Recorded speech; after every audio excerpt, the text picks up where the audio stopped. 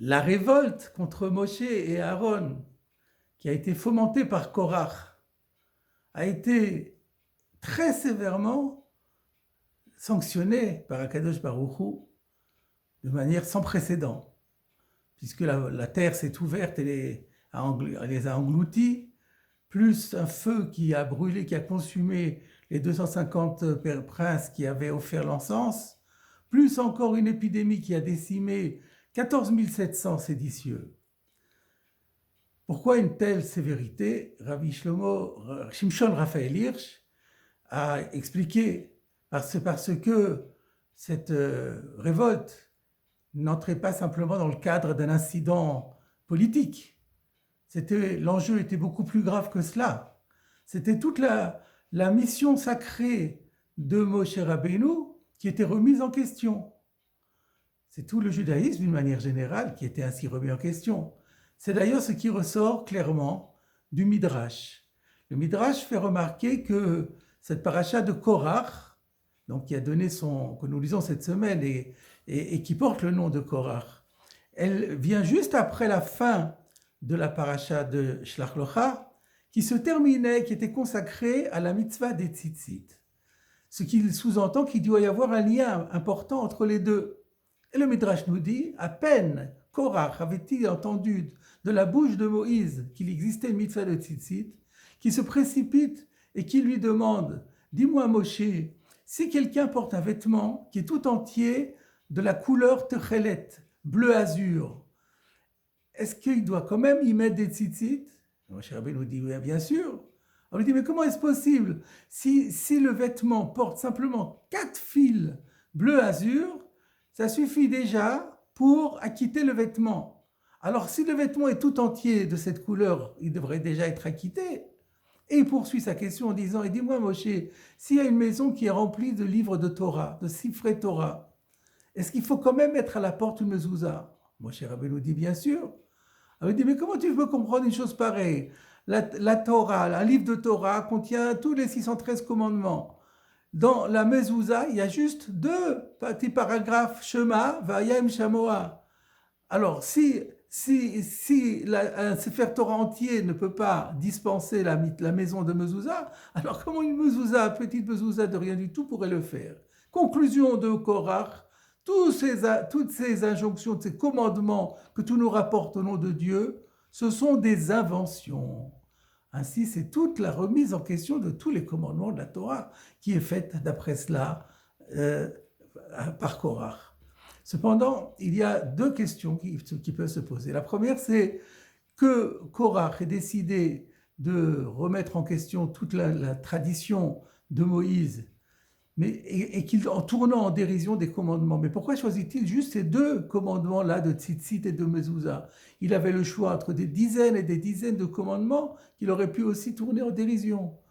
Pourquoi juste cela? À part cela, une autre question. Lorsque il exprime sa revendication, Korach à Moshe, il lui dit Ki kol haeda kulam kodoshim, uvetocham Hashem, umadua tisnasu al kal Hashem. Toute cette communauté sont tous des hommes saints, parmi lesquels Hachem réside. Et pourquoi vous érigez-vous au-dessus de cette communauté de Dieu? Et Rashi explique, c'est le Midrash qui explique, est rapporté par Rashi. À quoi fait-il allusion en disant que toute la communauté est sainte? Il leur dit, quand nous avons été au pied du mont Sinaï pour écouter la Torah, pour écouter les commandements divins, nous, à titre personnel, nous n'avons entendu que 2 commandements. Les 2 premiers, Anochi et Lo Yelocha. Je suis l'Éternel ton Dieu, et tu n'auras pas d'autre Dieu que moi. Tout le reste, nous n'avons pas entendu. C'est ça la preuve que la communauté est sainte. C'est un peu curieux comme preuve. Il aurait pu apporter une preuve beaucoup plus probante a priori. C'est de dire, par exemple, Dieu réside parmi nous, il a institué un tabernacle pour installer sa résidence. Et il a annoncé que ce tabernacle venait pour faire honneur à l'ensemble de la communauté d'Israël, et pas juste à toi, Moshe, ni à Aaron. Est-ce que ça n'aurait pas été plus probant? Pourquoi il parle de cela? Je voudrais vous citer aujourd'hui l'explication que donne Rabbi Shlomo Yosef Zevin, qui voit dans la polémique de Korach une problématique sous-entendue.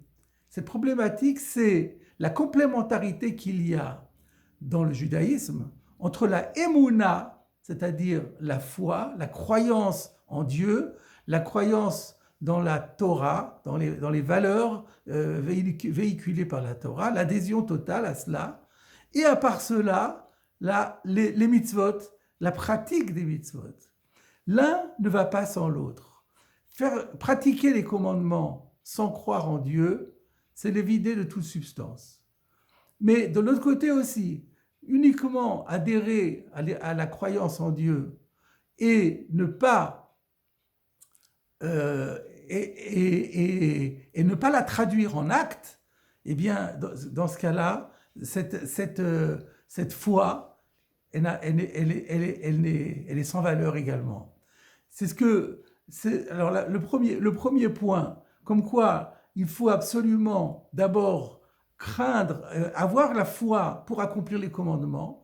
C'est la Mishnah dans Brachot, dans le 2e chapitre de Brachot, qui dit pourquoi dans le Shema nous lisons d'abord le paragraphe du Shema Israël, écoute Israël, Hachem et notre Dieu Hachem est un, et ensuite seulement ce sera si tu écoutes et tu observes tous les commandements. Réponse de la Mishnah, parce que il faut d'abord accepter le principe de souveraineté divine et après seulement on accomplit les commandements. Pour qu'il y ait des commandements, il faut qu'il y ait quelqu'un qui ait donné ces commandements. Donc il faut d'abord souscrire à cette croyance en l'existence d'un maître absolu de l'univers qui est le souverain absolu de l'univers, qui nous a imposé sa volonté, et ensuite on traduit aussi en acte sa volonté. Mais d'un autre côté, si on met uniquement la émouna et qu'on ne la traduit pas en action, alors là aussi, cela est sans valeur. Comme nous pouvons le démontrer à partir de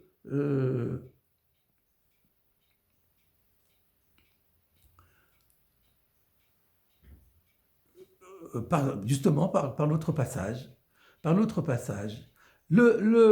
comme quoi que les deux sont nécessaires. Eh bien, c'est ce qui s'est passé avec Korach.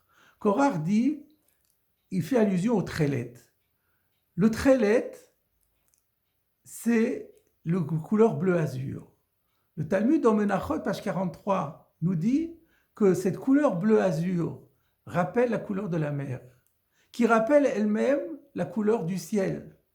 Et la couleur du ciel rappelle la couleur du trône divin. Et Rashi explique, lorsqu'on fixe la couleur du trélet, qui à l'époque figurait, colorait 4 parmi les fils sur chaque coin, un fil par coin qui était en bleu, on évoquait immédiatement la présence divine sur ce trône divin.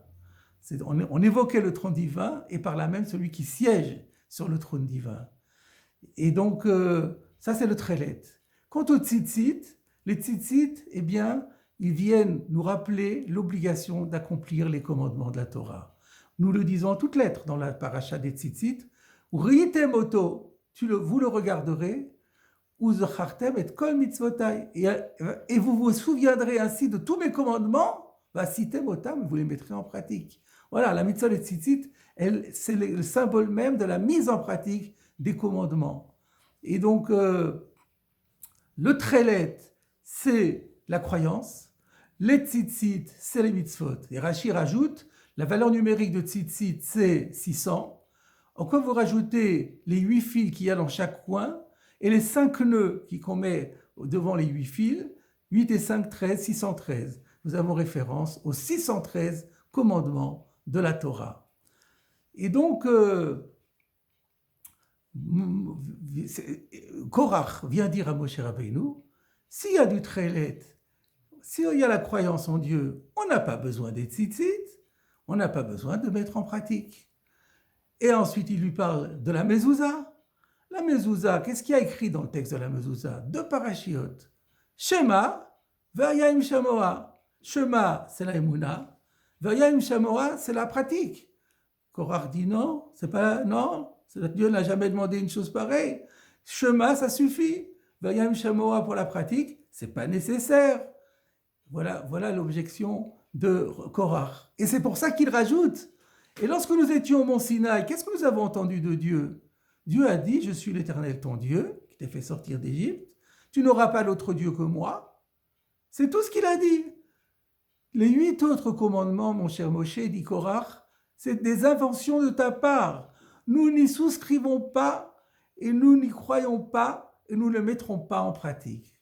Voilà, mes chers amis, quel était le débat de Korach et de Moshe et pourquoi c'était si grave, cette remise en question de la Shmira des mitzvot. Dans la paracha de Pinchas, la Torah revient sur ce triste épisode et elle rajoute une phrase « Uvnei Korach lo metu » les enfants de Korach ne sont pas morts. Au-delà du sens simple, comme quoi les enfants de Korach ne sont pas totalement morts, comme Rachid l'explique, au sens figuré, nous pouvons le comprendre ainsi. Les enfants de Korach, c'est-à-dire ses fils spirituels, ne sont pas morts. Ces fils spirituels, jusqu'à aujourd'hui, existent encore et continuent à soutenir sa thèse, comme quoi on peut se suffire d'une bonne dose de foi sans avoir à accomplir les commandements. Alors la paracha de Korach, elle conserve toute sa force et toute son actualité et elle vient nous administrer cette leçon, c'est comme quoi une émouna sans mitzvot, ce n'est pas une émouna. La seule foi qui vaille, c'est la foi en acte.